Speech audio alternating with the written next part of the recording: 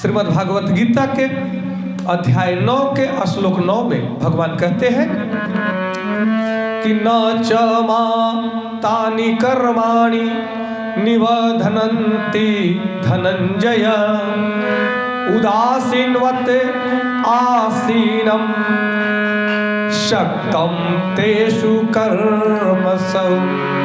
अर्थात हे धनंजय,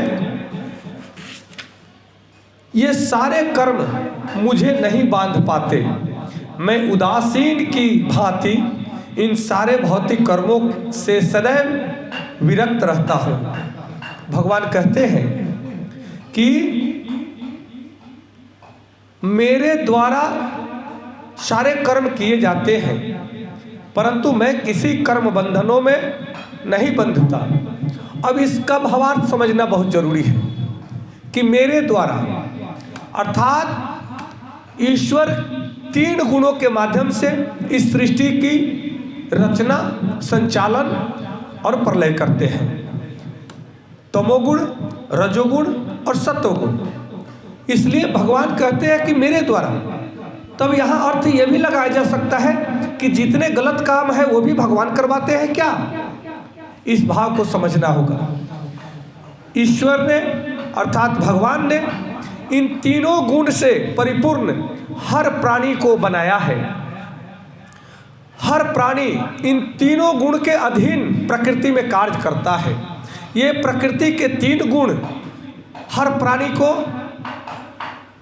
कार्य करने को मजबूर करता है और कोई भी प्राणी कार्य किए बिना रह नहीं सकता।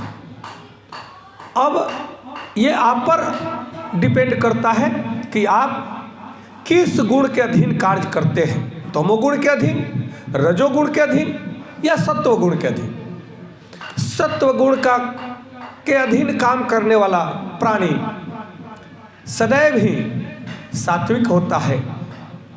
मन, वचन और कर्म तीनों से सात्विक जब होता है तब उसके द्वारा कभी भी अप्रिय कर्म, दुष्कर्म नहीं हो सकता है, क्योंकि वह ज्ञान में होता है। उसको ज्ञान होता है कि मेरे द्वारा जो कर्म किया जा रहा है, विचारों से, वाणी से या कर्मेंद्रियों से, उसका परिणाम वो जानता है।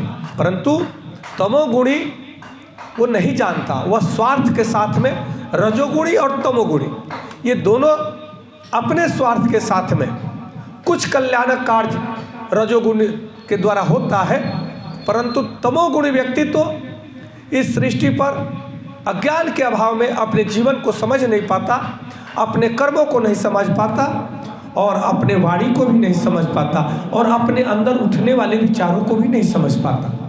इसलिए वह सदैव दुख, कष्ट और क्लेशों में जीवन जीता है। और इसके लिए भगवान कहीं से भी इसका कर्णधार नहीं है, क्योंकि हर प्राणी अपने कर्मों का फल भोगता है, क्योंकि कर्म कभी निष्फल नहीं होता है।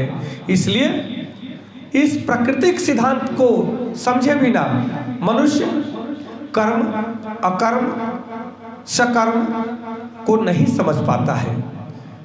जय श्री कृष्ण, जय श्री राधे। नमस्कार, धन्यवाद।